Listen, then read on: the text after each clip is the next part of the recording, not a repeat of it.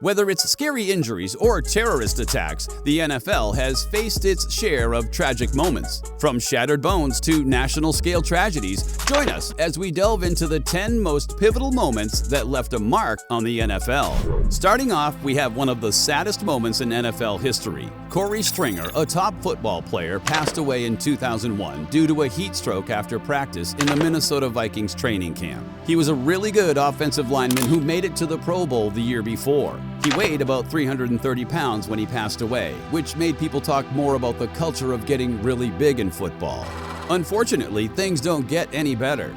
In the history of the NFL, Chuck Hughes holds the tragic distinction of being the only player to die on the field. A wide receiver for the Detroit Lions, Hughes passed away on October 24, 1971 during a game against the Chicago Bears at the age of 28. His autopsy revealed that the cause of death was not physical contact, but a blocked artery leading to cardiac arrest. Following this tragic event, the NFL took significant steps to address health dangers, installing defibrillators in stadiums and implementing thorough medical exams for potential draftees. Next up, we have the horrifying moment that ended Darryl Stingley's career. In 1978, Jack Tatum from the Oakland Raiders tackled Stingley in a way that broke his neck.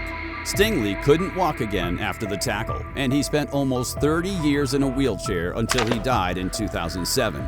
What's mind-blowing is the fact that this kind of tackle was considered normal back then. It's unfortunate, but because of what happened to Stingley, the NFL started making the game safer for everyone. They made it so wide receivers like Stingley couldn't be touched after 5 yards from the line of scrimmage, and it became against the rules to hit an opponent with your helmet. This next story takes us into Sterling Sharpe's remarkable NFL journey, where a pivotal moment changed everything. Sharpe played for 7 years as a Green Bay Packer and was very successful, being one of only 7 players in history to achieve a triple crown as a receiver. However, in December of '94, his career ended due to a serious neck injury from a collision with Atlanta Falcons safety Brad Edwards. This injury led to the NFL implementing new rules about helmet-to-helmet contact in the 1995 offseason. Unlike some others, Sharpe recovered from his injury and later worked as an analyst for the NFL Network. Moving on, we have the 2003 first overall draft pick, Carson Palmer, who brought a wave of success to Cincinnati by leading the team to their first winning season in 15 years. However, during a pass attempt in a crucial playoff game against the Steelers, defensive tackle Kimo von Oliphant crashed into Palmer's knee, causing serious injuries like a torn ACL and MCL along with a dislocated kneecap. Despite a valiant comeback, Palmer was never able to fully regain his previous level of performance. Interestingly, the same year we saw other quarterbacks like Ben Roethlisberger and Brian Griese face knee injuries. In response to these incidents, the NFL decided to change the rules in the 2006 offseason, making hits below the knee on quarterbacks illegal. Next, we have a former Cardinals player who chose loyalty over royalty.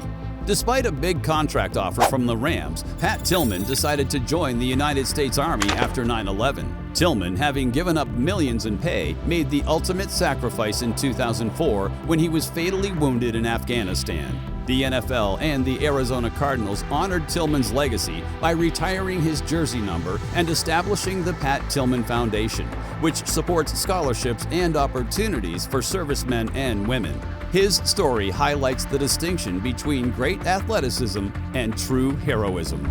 Now, we go to a recent moment in history that left everyone with chills. Denny Hamlin, a 24-year-old Buffalo Bills player, faced a serious health scare. After suddenly collapsing and going into cardiac arrest following a tackle, Hamlin received critical care at the Buffalo General Medical Center. The incident is believed to be related to a rare condition called commotio cordis, where a chest impact disrupts the heart's rhythm. Amazingly, just 9 months later, Hamlin triumphantly returned to the NFL. Despite the frightening experience, he expressed gratitude for the support, pledging to give back the same love he received from people around the world.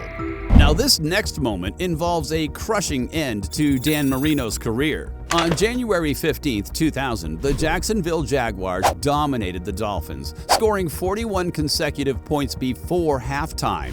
Despite a last-second touchdown by Dan Marino, the Dolphins never scored again, ending the game in a blowout 62-7 loss. Marino's underwhelming performance marked the end of his career on a sour postseason note, providing critics with fuel and a lasting image of disappointment. Going back to the late 60s, early 70s, we have a tragic moment involving Gail Sanders, who had a devastating setback due to 2 serious knee injuries at a time when medical practices were not as advanced. In 1968, he was leading the league in rushing when he tore ligaments in his right knee against the 49ers. And by 1970, he had a second knee injury, this time on the left side. Despite Sayers' career being highlighted as unrealized potential, he's still the youngest Hall of Fame inductee in football history, holding the rookie record of 22 touchdowns. To end this countdown, we must share what happened with 10-time All-Pro Junior Seau, who shocked the football world when he took his own life in the same manner as fellow NFL player Dave Duerson a year earlier. Seau's case gained significant attention when it was revealed that he suffered from CTE, despite having no official history of concussions. Seau's CTE diagnosis raised questions about medical screening and the culture within the NFL. His family sued the league, alleging that the NFL knew about the long-term dangers of concussions but concealed them from players. This lawsuit was settled out of court, contributing to a larger payout by the NFL to thousands of former players diagnosed with CTE. Which of these incidents has had the most lasting impact on the game? And what changes would you like to see in the future of the NFL? Leave your comments below and join the conversation.